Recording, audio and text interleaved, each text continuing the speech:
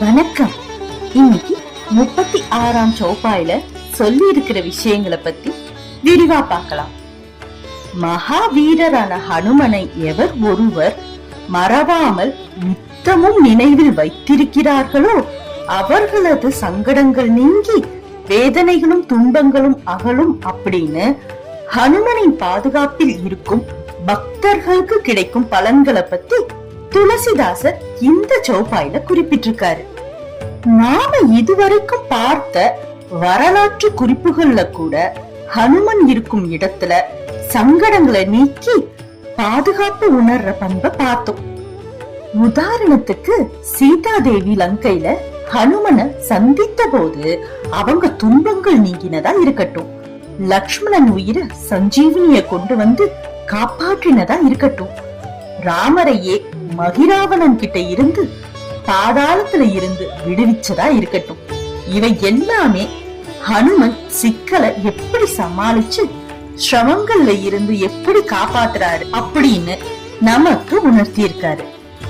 ஹனுமன் தன்னை நம்புறவங்களுக்கு எந்த அளவுக்கு டெடிகேட்டட்னு ராமாயணத்துல ஒரு குறிப்பே இருக்கு.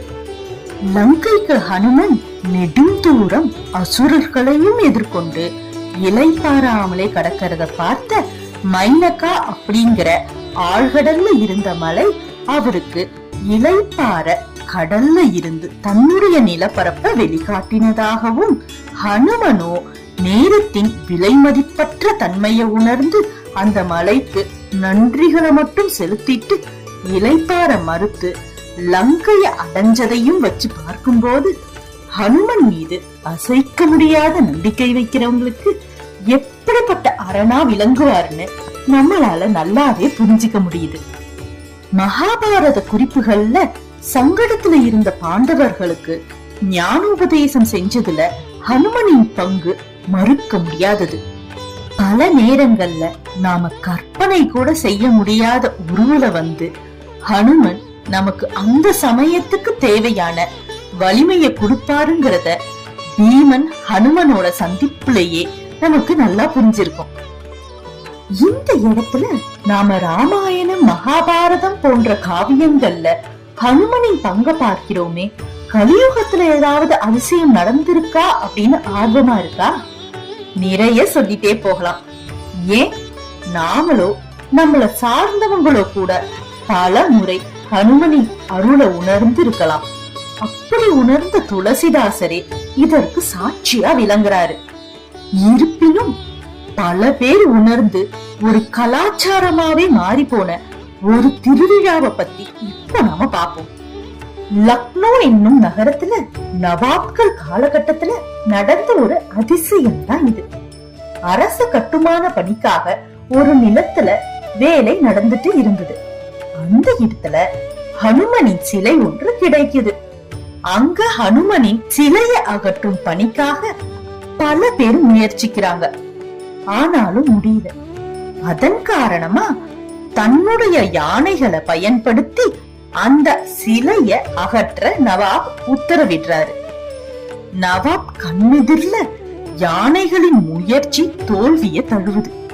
இந்த அற்புத நிகழ்வை கண்டு பூர்ச்சி போன நவாப் அந்த இடத்திலேயே ஹனுமனின் கோவில நிறுவ உத்தரவும் தராரு. இந்த நிகழ்வை நினைவூட்டும் விதமா மே ஜூன் மாதங்கள்ல லக்னோ முழுவதும் படா மங்கல் ஃபெஸ்டிவல் அப்படிங்கிறது ஒவ்வொரு செவ்வாய்க்கிழமையும் இன்னைக்கு வரைக்கும் நடைமுறையில இருக்கு. ஹிந்து முஸ்லிம் அனைவருமே இந்த விழால இணைஞ்சு ஒற்றுமையோட கொண்டாடுறத நம்மளால பார்க்க முடியுது. மனிதர்களான நம்மையும் தாண்டி இருக்கிற தெய்வீக சக்திகளுக்கு இது போன்ற நிகழ்வுகளை எடுத்துக்காட்டா விளங்குது. சரி, இப்போ இந்த ஸ்லோகத்தோட ஆர்டர் வைஸ் மீனிங்க பார்ப்போம்.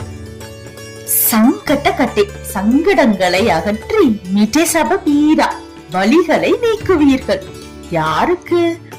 ஜோ சுமீரே, எவர் ஒருவர் எந்நேரமும் தியானத்தில் அல்லது மனதில் ஹனுமத பலபீரா, மகாவீரரான ஹனுமனை வைத்திருக்கிறார்களோ அவர்களுக்கு அப்படின்னு ஹனுமனின் பக்தியினால் பக்தர்கள் அடையும் பலனை பத்தி துளசிதாசர் இந்த சௌபாயில குறிப்பிட்டிருக்காரு. நன்றி.